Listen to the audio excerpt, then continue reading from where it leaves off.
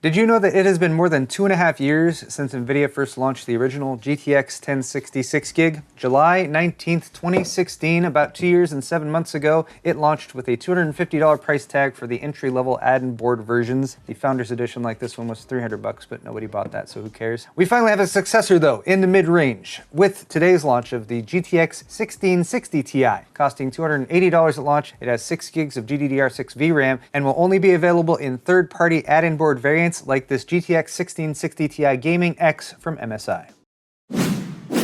Excellent!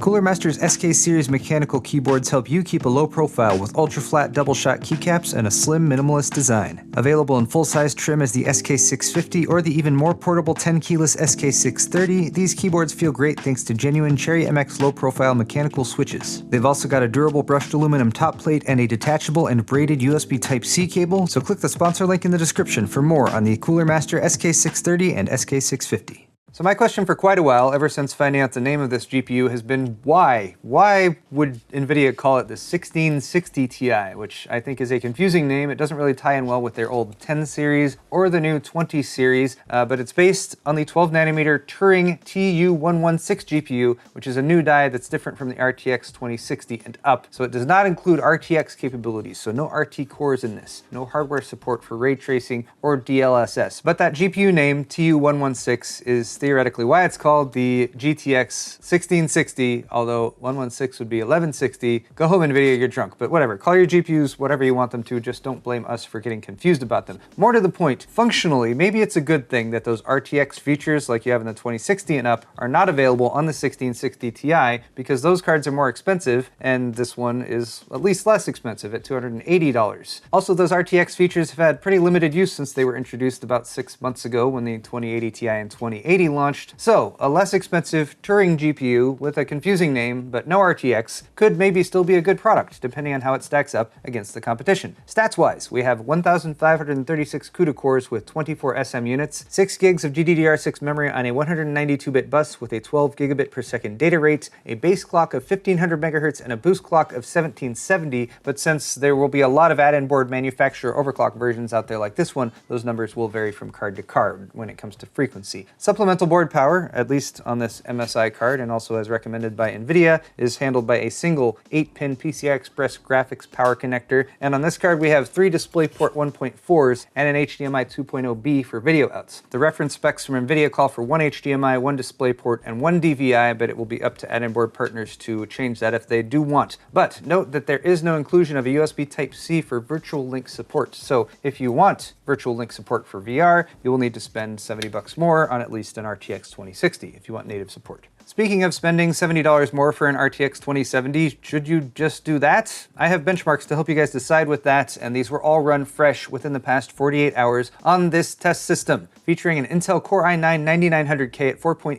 GHz, an ASRock Z390 Taichi Ultimate motherboard, a Cooler Master ML360R RGB all-in-one liquid cooler, 16 gigs of G.Skill Trident Z RGB DDR4 memory at 3200 CAS latency 14, a Samsung 960 Pro 512 gig NVMe SSD, an EVGA Supernova G3 650W 80+ gold rated power supply, and Windows 10 64-bit. That's all housed in the Lian Li PC011 dynamic white tempered glass case, and I chose 3 comparison GPUs because they are the ideal GPUs to compare this new GPU to. First, we have the GTX 1060 6GB because we need to see how much faster the 1660 Ti is. This one is represented by this Gigabyte G1 gaming version. It is manufacturer overclocked, running at about 1950 MHz under load on the GPU core. Next is the RX 598 gig from AMD's Radeon team because it costs about $260 right now and is the closest competitor to the 1660 Ti, and in my humble opinion, maybe even the reason the 1660 Ti exists, as we might see in a second. Finally, of course, we have the RTX 2060, which can easily be found in third-party add-in board variants for $350, only $70 more than the 1660 Ti, and in my opinion, potentially its biggest competitor, given how much more performance you can get for about $70 more, which is about the cost of a AAA gaming title right now. That said, here are the benchmarks. Starting off with 3D Mark Firestrike Ultra, this is a synthetic benchmark, but it's running at 4K, and this is DirectX 11. Now here, right out of the gate, the RX 590 is going hard with a score of 3,703 and a graphics score of 3,664, beating both the 1066 gig and the 1660 Ti. However, spoiler alert, this is the RX 590's only win, so enjoy it while it lasts. Next is 3D Mark Time Spy Extreme, the Extreme mode, so it's also running at 4K, and this is a DirectX 12 test. Here the 1660 Ti scores 3,076 with a graphics score of 2,874. This represents significant gains over the GTX 1066 gig as well as the RX 590, although still remains well short of the RTX 2060's GPU score of 3,423. Next is VR Mark Blue Room, which is a bit more of an intense VR focused test, and here the RTX 2060 comes out on top once again with a score of 2,352, but the 1660 Ti also has a very nice showing with a score of 1,981, which is at least 600 points more than the RX 590. Moving into some actual game testing, and I'll be testing at 1920 by 1080 as well as 2560 by 1440. So here at 1440 in Ashes of the Singularity Escalation, which is a DirectX 12 test, we have the RTX 2060 coming in with 48 frames per second over the 1660 Ti's 41.6 frames per second, which is about 13 or 14% faster. A decent jump, not huge, but both of them are well outperforming the 1060 and 590, which are coming in at 33 FPS. At 1080, the results are largely the same, although the 1060 picks up a little bit of a lead over the RX 590, and the 2060 has only about a 10% lead over the 1660 Ti.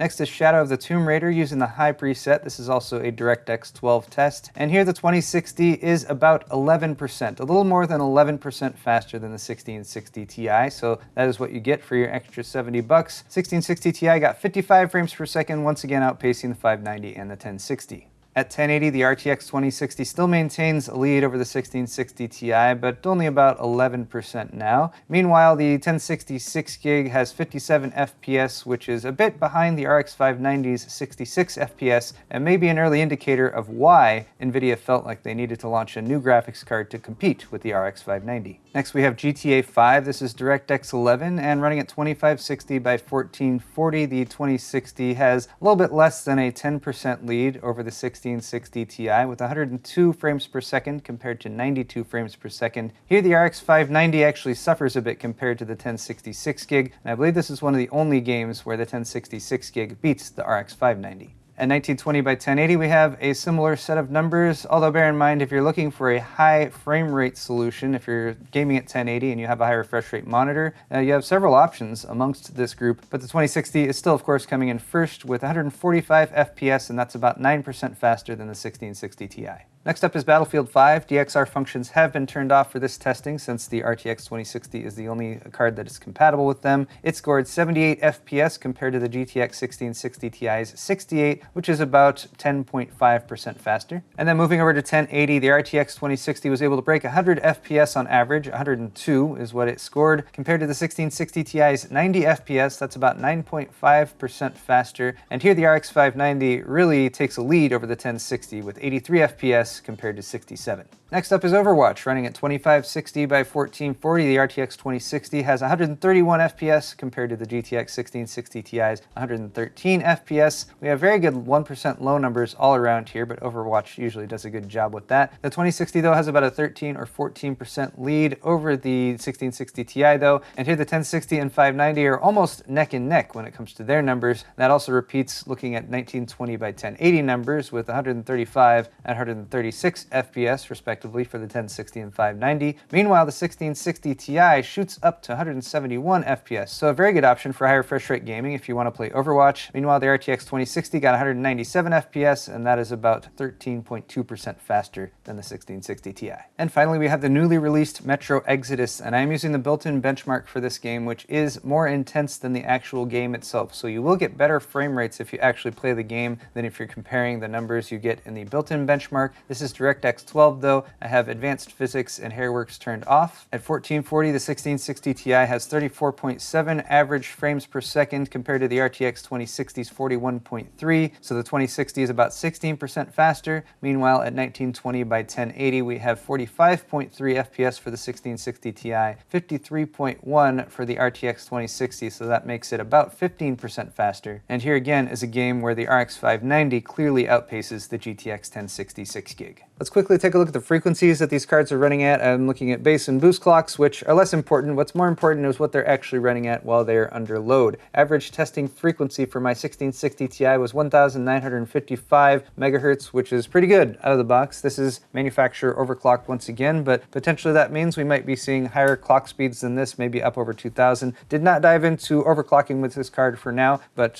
pretty good speeds just out of the box. Meanwhile, the 1066 gig over here, as already mentioned, is running about 1950 megahertz. The RTX 2060 is running at 1895, and finally the RX 590 here is running at 1580. I did take temperature measurements as I was testing, but please take these with a grain of salt because they aren't extensive, but 67 degrees Celsius was the max temperature I hit on my Twin Frozer 7 cooled 1660 Ti over here. That was the same max temp that we hit with the 1066 gig from Gigabyte. Meanwhile, the RTX 2060 hit 71 degrees Celsius, and the RX 590 got up to 82. What I'd recommend if you're looking at the 1660 Ti in the future is you're going to want to compare different variants of the 1660 Ti and the cooler for it, respectively, to see which one is better. This is more just anecdotal to tell you guys they're not running too warm, although it is winter here and it's pretty chilly. One more anecdote to relate is noise levels. Again, I did not test this scientifically, but the Twin Frozer 7 is pretty cool for the most part. Under load, of course, the fans spin up and you can hear them, but I pretty much did all my testing with the system right beside me, and other than the stress test, everything was pretty quiet. I didn't notice the card at all. So guys, before I wrap this video up, I wanted to test Apex Legends because it's a new and popular game, so that's what I'm doing. I'm just doing some screen capture, so you guys should be able to see on screen what's happening. I have stats for the CPU, the 1660 Ti, memory, as well as, of course, the frame rate in the top left. And if you look at my video settings right now, I'm at 2560 by 1440, full screen, and pretty much high settings across the board. I'm probably not going to play too long, just going to jump in a game to get an idea of the frame rate. Again, starting off at 1440, and then we'll jump to 1080 as well,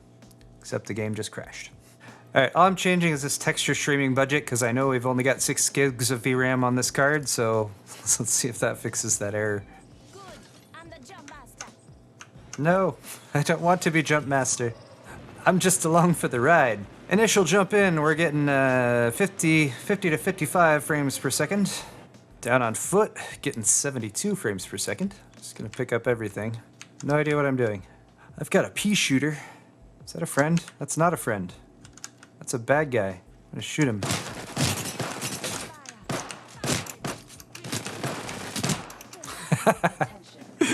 I died. Run away. Okay, that's good. As expected, I died quickly, but that's fine because it was just a sample of 1440. Now I can switch to 1080. Oh, Patches tried to revive me. Oh, that's right. They can bring me back. Yeah. Get him, Patches.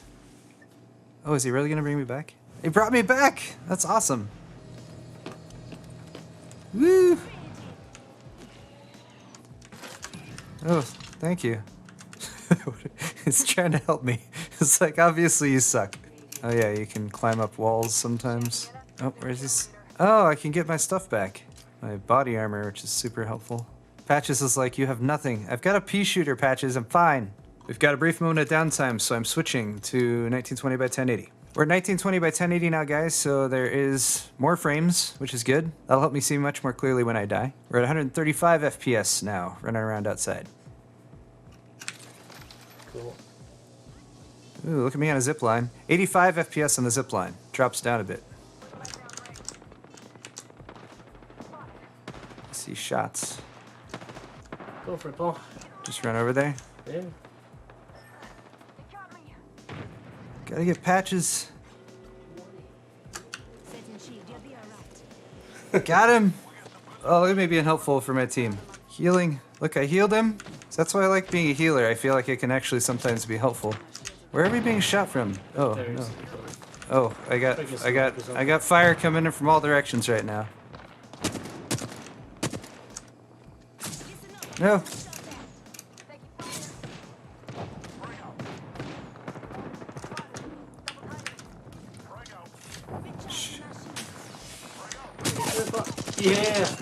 Kill him. Finish him, Paul. Get that one guy.